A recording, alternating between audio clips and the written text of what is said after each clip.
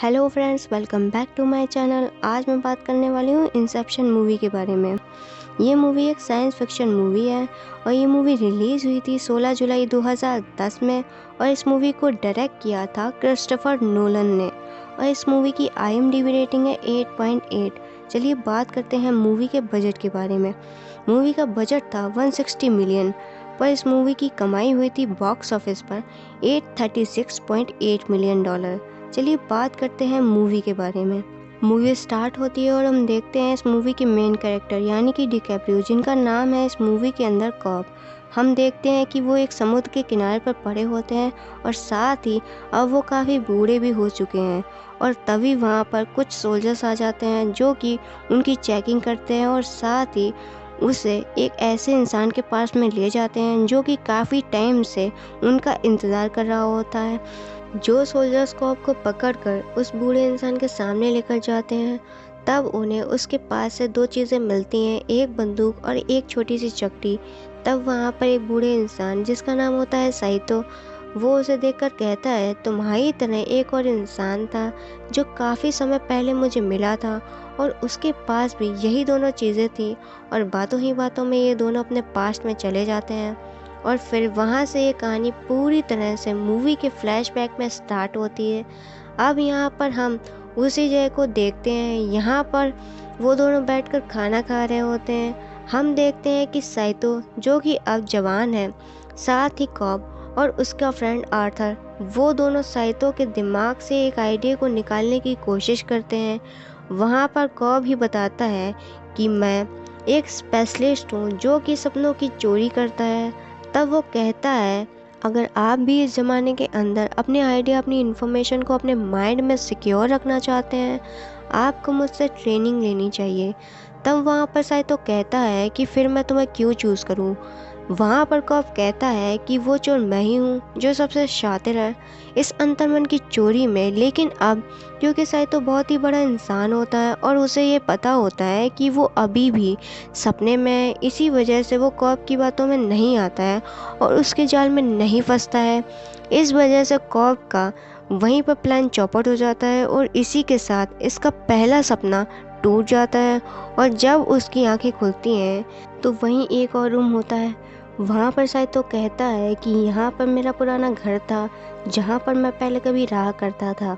मगर बातों ही बातों में जब कॉब उससे पूछताछ करता है तो शायद तो ज़मीन पर गिर जाता है और ज़मीन पर गिरते ही वो कहता है मेरे घर में तो नीचे कारपेट है, वो मखमल का था मगर यहाँ पर नहीं है, तो ये भी एक सपना है। तुम अभी भी मुझसे पूछताछ कर रहे हो, तुम मुझे बताओ कि तुम मुझसे क्या चाहते हो। और वहाँ पर इसका दूसरा सपना भी टूट जाता है जो कि बेसिकली अभी चल रहा होता है नैश के दिमाग में। यहाँ पर हमें पता चलता है कि उसकी एक टीम भी है जिसके अंदर कॉब, आर्थर और नैश हैं।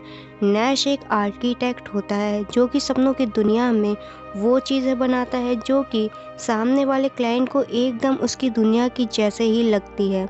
मगर दूसरे सपने में भी वो कामयाब नहीं होने की वजह से वो तीनों वहाँ से भाग जाते हैं। और उसके बाद साइतो जिसके मन के अंदर वो घुसकर उसके मन का राज चुराना चाहते थे, वो उसके सामने आ जाता है। उनमें से वो नैश को पकड़ ले जाता है। तब कब साइतो से पूछता है आखिर तुम उसका क्या करोगे। तब साइतो कहता है उससे तुम्हें मतलब नहीं होना चाहिए, अब तुम मेरे लिए काम करोगे अगर तुम अपने दोस्त को छुड़वाना चाहते हो। तब कब पूछता है मुझे तुम्हारे लिए क्या करना होगा। तब शायद तो बताता है मेरा एक कॉम्पिटिटर है, वो एक बूढ़ा इंसान है जिसका नाम है मॉरिस फिशर, जो कि बहुत ही बड़े पावर प्लांट का मालिक है। अगर वो अपने काम में अपने आइडिया के साथ में सफल हो जाता है तो वह इस पूरी दुनिया का आधा हिस्सा अपने अंडर कंट्रोल में रख लेगा और मैं ऐसा नहीं होने देना चाहता। इस काम में तुम मेरी मदद करोगे। मॉरिस फिशर का बेटा है जिसका नाम है रॉबर्ट फिशर। अब मैं चाहता हूँ कि तुम उसके दिमाग में एक ऐसा आइडिया डाल दो जिसकी वजह से वह अपने ही पिता की कंपनी को बर्बाद कर दे और उसकी कंपनी दुनिया की नंबर 1 कंपनी बन जाए। कॉब उसकी बातों को सुनकर उसको मना कर देता है। वो कहता है कि किसी के भी दिमाग में न्यू आइडिया को डालना बहुत ही मुश्किल होता है, किसी के दिमाग से आइडिया को चुराना आसान होता है मगर आइडिया डालना बहुत ही मुश्किल होता है। तब साइतो उससे कहता है कि मैं जानता हूँ कि तुम वापस अमेरिका जाना चाहते हो, अपने बच्चों से मिलना चाहते हो, और अगर तुम चाहो तो मैं इस काम में तुम्हारी मदद कर सकता हूँ। अब यहाँ पर कॉब के ऊपर इल्ज़ाम होता है अपनी ही पत्नी के कत्ल का, और यही रीज़न होता है कि वो फ्रांस और बाकी के देशों में भागता फिर रहा होता है अपनी जान बचाने के लिए। लेकिन जब उसने ये ऑफ़र सुना, साइतो उसकी मदद कर सकता है अमेरिका जाने के लिए जहाँ पर उसके बच्चे रहते हैं, तो वो इस ऑफ़र को हाँ कर देता है। उसने साइतो के साथ डील कर ली थी।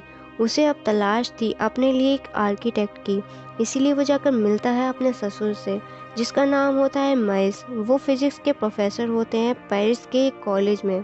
कॉब उनसे जाकर मिलता है और उन्हें बताता है कि मुझे किसी आर्किटेक्ट की ज़रूरत है जो कि मेरे लिए काम कर सके, मेरा साथ दे सके। तब माइल्स उसे अपनी स्टूडेंट के बारे में बताता है जिसका नाम होता है एरियाडने। उन दोनों की मुलाकात होती है। तब कॉब बताता है मुझे एक आर्किटेक्ट की ज़रूरत है जो कि सपनों की दुनिया में मेरे लिए अच्छी अच्छी बिल्डिंग्स और साथ ही कुछ अच्छे नक्शे बना सके। जितना ज़्यादा अच्छा आर्किटेक्ट होगा हमारा क्लाइंट उतना ही ज़्यादा फंसता जाएगा, मगर उसके लिए तुम्हें एक टेस्ट पास करना होगा। तो तुम्हें 2 मिनट में ऐसा चक्रव्यूह बनाना होगा जिसे मैं 1 मिनट में ना भेद पाऊँ। एरियाडने नया नया चक्रव्यूह बनाने की कोशिश करती है और फाइनली वो उसमें पास हो जाती है। वो दोनों बात करते करते एक कॉफ़ी शॉप में जाते हैं जहाँ पर कॉब उसे बताता है कि ये दुनिया भी असली नहीं है, तुम अभी भी सपने में हो। और देखते ही देखते वहाँ पर ब्लास्ट होने लग जाते हैं। तब हमें ये पता चलता है कि सपनों की दुनिया में हम कुछ भी कर सकते हैं। ये वो दुनिया होती है जो हमने अपने अंतर्मन से बनाई हो। इन सभी आर्किटेक्ट को देखकर एरियाडने भी ट्राई करने का सोचती है और वो अपने दिमाग से नए नए आर्किटेक्चर को बनाना शुरू करती है, और वो वैसी ही जगह को बनाती है जहाँ से वो कभी गुजरा करती थी, जैसे कि वो कॉलेज के लिए कोई रास्ता लिया करती थी या फिर घर आने के लिए जिस रास्ते से वो आया करती थी। उन सभी को अपने माइंड की इमेजिनेशन के साथ मिलाकर वो एक अपनी सपनों की दुनिया को तैयार करती है। तब वहाँ पर कॉब कहता है कि कभी भी असली जगह को, असली चीज़ों को अपने माइंड के अंदर इमेजिन मत करना, क्योंकि अगर तुमने ऐसा किया तो तुम सपनों की दुनिया में ही फंस जाओगी। और तब वहाँ पर देखते हैं मेल को, जो कि कॉब की वाइफ होती है। वो वहाँ पर आ जाती है और एरियाडने को जान से मार देती है, और जैसे ही वो उसे जान से मारती है एरियाडने का सपना टूट जाता है और वो अपने आप को एक गैराज में पाती है। वहाँ पर कॉब उसे बताता है कि तुम भी अभी तक सपने में थी। सपनों की दुनिया में काफ़ी अलग होती हैं, जो कि हमारी दुनिया से 20 गुना ज़्यादा तेज़ी से चलती हैं। असली दुनिया में 5 मिनट बिताए हों तो वो सपनों की दुनिया में कई घंटे होते हैं। और उस दुनिया में जाने के लिए हमें मदद करती है ये मशीन, जो कि मिलिट्री ने अपने काम के लिए बनाई थी, मगर अब हम लोग इसका इस्तेमाल करते हैं। और एक इम्पॉर्टेंट बात ये है कि अगर सपनों में तुम्हें कोई चोट लगेगी तो उसका दर्द तुम्हें असली ज़िंदगी में भी होगा, और अगर सपनों में तुम्हारी जान चली जाएगी तो तुम्हारा सपना जिसके अंदर से तुम अभी अभी लौटी हो वो सपना भी टूट जाएगा। और अगर सब कुछ नॉर्मल तरीके से चलता रहा तो हमें एक टाइम लूप मिलता है जिसके अंदर हमें झटका मिलता है, जिससे कि हम वापस से सपनों की दुनिया से इस रियल वर्ल्ड में आ सकते हैं। और अगर सब कुछ प्लान के मुताबिक नहीं हुआ तो हम कोमा में भी चले जाएंगे और उस दुनिया में वहीं पर अटक कर रह जाएंगे। अब इस शानदार और साथ ही जोखिम से भरे काम को अंजाम देने के लिए कॉब को अब बड़ी टीम की ज़रूरत है। इसके अंदर वो शामिल करता है एमिश को, जो कि काफ़ी अच्छा बहरूपिया होता है, जो कि लोगों के रूप लेने में माहिर है। उसके बाद कॉब मिलता है एक जड़ी बूटी वैज्ञानिक से जिसका नाम होता है यूसुफ, जो कि बेहोशी की दवा बनाने में काफ़ी माहिर होता है। जब ये सब सहमत हो जाते हैं तो यह सब प्लानिंग को इम्प्लीमेंट करने की कोशिश करते हैं। ये सब धीरे धीरे उन सभी पहलुओं पर ध्यान देते हैं जो कि सपनों की दुनिया में होने वाले होते हैं। कॉब इन सबको बताता है कि अगर हमें बड़े बड़े काम को अंजाम देना है तो एक सपने से काम नहीं बनेगा। इसके लिए हमें सपनों के 3 लेवल बनाने होंगे। तब वहाँ पर कॉब ये प्लान बनाता है कि अगर हमें इस रियल टाइम यानी कि रियल वर्ल्ड के एक इंसान को बेहोशी में 10 घंटे रखना होगा, इस वजह से हमें सपनों के पहले लेवल को पूरा करके 1 हफ़्ता मिलेगा, और अगर हम उसे 1 हफ़्ते के अंदर अगले उन सभी लोगों को वापस से इकट्ठा करके सपनों में सुला दें तो वहाँ पर हमें 6 महीने मिलेंगे। अगेन अगर हम सपनों की दुनिया में वापस जाएं और उसे वापस सपनों में सुला दें तो वहाँ पर हमें 10 साल मिलेंगे। और अब जो उनका टारगेट होता है उसका नाम होता है रॉबर्ट फिशर, जो कि मॉरिस फिशर का बेटा होता है। उसका प्लान होता है कि वो पहले लेवल में रॉबर्ट के माइंड को इस तरह से मैनिपुलेट करेगा कि वो अपने पिता के नक्शे कदम पर नहीं चलेगा। और दूसरा लेवल यानी कि सपनों का जो दूसरा पहलू होगा उसके अंदर वो उसके दिमाग में ये आइडिया डालेंगे कि वो खुद से कुछ करके दिखाएगा और अपने पिता से बेहतर बनने की कोशिश करेगा। तीसरे लेवल में उसको ये विश्वास दिला दिया जाता है उसके पिता की तरफ से कि तुम मेरी तरह मत बनना, क्योंकि मैंने अपने जीवन के अंदर जो कुछ भी किया है वो सब कुछ बेकार हुआ है। अगर तुम मेरी तरह बनोगे तो बर्बाद हो जाओगे। अब यहाँ पर सब कुछ डिसाइड हो जाने के बाद में पूरी टीम लेवल 1 के लिए तैयार होती है और इसी के साथ वो फिशर के अंतर्मन में एंटर करते हैं। लेकिन जैसे ही वो वहाँ पर पहुँचते हैं तो उन्हें पता चलता है कि फिशर भी एक बहुत बड़ा इंसान होता है, उसे भी अंतर्मन की चोरी के बारे में पता होता है। इसीलिए वहाँ पर फिशर के गार्ड्स ऑलरेडी मौजूद होते हैं जो कि कॉब और उसकी टीम पर गोलियां चलाना शुरू करते हैं। और इसी में साइतो को गोली लग जाती है। जो टीम के बाकी लोग होते हैं वो कहते हैं क्यों ना हम इसे यहीं पर गोली मार दें ताकि ये वापस से असली ज़िंदगी में जाग जाए। तब वहाँ पर कॉब कहता है कि नहीं, हम ऐसा नहीं कर सकते क्योंकि सपनों का डोज काफ़ी ज़्यादा हैवी है, इसीलिए अगर हमने इसे जान से मारा तो ये सपनों की दुनिया में यहीं फंस के रह जाएगा और हमेशा के लिए कोमा में चला जाएगा। इसीलिए हमें इसे वापस से सपनों की दुनिया के दूसरे लेवल में जाना होगा। अगर हम ऐसा करेंगे तो साइतो का दर्द थोड़ा कम होगा। और बाद में सभी डिसाइड करते हैं। यहाँ से हम सपनों के दूसरे लेवल में जाते हैं और वहाँ से वो फिशर को बोरी में बांधकर एक वैन में डाल देते हैं और वापस से वैन के अंदर आ जाते हैं और यूसुफ को गाड़ी चलाने के लिए दे देते हैं और सभी लोग मशीन से कनेक्ट होकर सपनों के दूसरे लेवल में पहुँच जाते हैं, जहाँ पर एमिश का काम होता है मॉरिस फिशर के खास वकील यानी कि ब्राउनी का रूप लेकर रॉबर्ट फिशर के मन की बात को जानना, उसका मन जीतना। दूसरी तरफ सपनों की दूसरी दुनिया में वो उसकी मदद कर रहे होते हैं और इसे बताते हैं कि हम आपके लिए यहाँ पर आए हैं, हम आपको अंतर्मन चोर से बचाने के लिए आए हैं। दूसरी तरफ यूसुफ गाड़ी चला रहा होता है। जैसे कि लेवल 1 के अंदर अंतर्मन के रक्षक उन्हें गोलियों से परेशान कर रहे होते हैं। सेकंड लेवल में कॉब रॉबर्ट को बताता है कि तुम्हारे पिता ये सोचते हैं कि तुम उनकी धन दौलत के लिए काबिल इंसान नहीं हो और वो चाहते हैं कि तुम इस धन दौलत के लिए खुद कुछ करो। तुम खुद को अपने आप को इतना काबिल बनाओ कि तुम शिखर को छू सको। इस काम में एमिस उसकी मदद करता है जो कि ब्राउनी के रूप में फिशर के सामने आया होता है। अब इससे उसको ये पता चलता है कि वो ब्राउनी ही है जो मेरे पिता के साथ गद्दारी करना चाहता है और उसे रोकने के लिए अब वो ब्राउनी के दिमाग में जाते हैं। नॉर्मली वो सभी आर्थर के दिमाग में होते हैं, लेकिन यहाँ पर कॉब फिशर को ये विश्वास दिलाता है कि हम दूसरे लेवल के अंदर तुम्हारे मन में ही थे और अभी हम तीसरे लेवल के अंदर ब्राउनी के दिमाग में जा रहे हैं, जहाँ पर हमें ये पता चलता है कि आखिर ब्राउनी तुम्हारे पिता की प्रॉपर्टी के पीछे क्यों पड़ा है। और हम देखते हैं वो सभी लोग एक जगह पर पहुंच जाते हैं जहाँ पर एक छोटा सा घर होता है, मगर वहाँ पर काफ़ी ज़्यादा सिक्योरिटी भी होती है और साथ ही साथ उन्हें एक सिग्नल मिल चुका होता है और थर्ड लेवल के अंदर उनके पास सिर्फ 1 घंटा है जो कि सेकंड लेवल के अकॉर्डिंग 3 मिनट होते हैं और साथ ही रियल वर्ल्ड के अंदर कुछ सेकंड होते हैं। अब यहाँ पर हम लेवल 1 और लेवल 2 के अंदर वो लोग सो रहे होते हैं, मगर यहाँ पर उनके पास सिर्फ 1 घंटा है अपने काम को अंजाम देने के लिए। अगर उन्हें टाइम पर काम ख़त्म नहीं किया तो वह एक लेवल में जागना शुरू कर देंगे, जिससे कि उनका प्लान पूरी तरह से फेल हो जाएगा। और अगर वो अमेरिका पहुंच गए तो कॉब को जेल हो जाएगी क्योंकि वो जिस फ़्लाइट में थे वो कैलिफोर्निया की फ़्लाइट है और अमेरिका के अंदर कैलिफोर्निया आता है। और अगर सब कुछ प्लान के मुताबिक नहीं हुआ तो अमेरिकन पुलिस कॉब को पकड़ लेगी उसकी वाइफ के कत्ल के इल्ज़ाम में।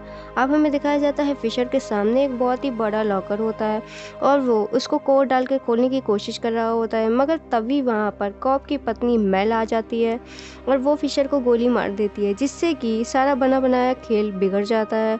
साथ ही सेकेंड लेवल में उठ नहीं सकते क्योंकि उनको हैवी डोज दी गई होती है दवाई की, और अगर वो जाग भी गए तो कोमा में चले जाएंगे। दूसरे लेवल में हमेशा के लिए फंस के रह जाएंगे। यहाँ पर मेल का रोल दिखाया जाता है जो कि कॉब की वाइफ होती है। शुरुआती दौर में जब कॉब और मेल सपनों की दुनिया में जाया करते थे तो उन्हें वहाँ पर काफ़ी अच्छा लगता था क्योंकि वह सपनों की दुनिया में कुछ भी बना सकते थे, कुछ भी बिगाड़ सकते थे। उन दोनों ने आपस में ये वादा किया था कि हम दोनों साथ में बूढ़े होंगे, और यह सपनों की दुनिया उन्हें इतनी रास आने लगी थी कि अब इस दुनिया को उन्होंने सच मान लिया था। वो इस दुनिया में बार बार जाते हैं और लगातार जाने की वजह से सपनों में सपना और सपनों में सपना देखते जा रहे थे, और इस काम में वो इतने आगे निकल जाते हैं कि सच्चाई को भूल जाते हैं। ये पता नहीं लगा पाते हैं कि आखिर ये दुनिया असली है या फिर सपना। कॉब के पास एक छोटी सी चक्री होती है जिसे घुमाने से पता चल जाता है कि ये दुनिया सपना है या फिर हकीकत। वो चक्री मेल की होती है।